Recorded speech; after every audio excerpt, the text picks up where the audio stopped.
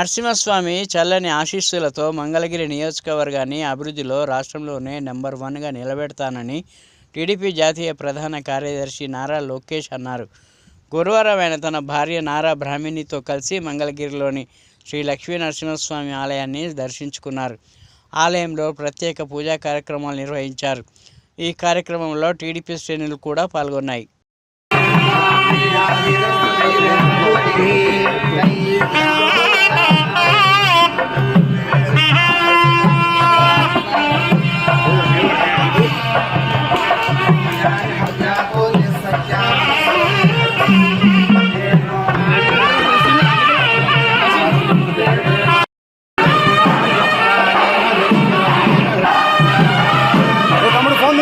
phone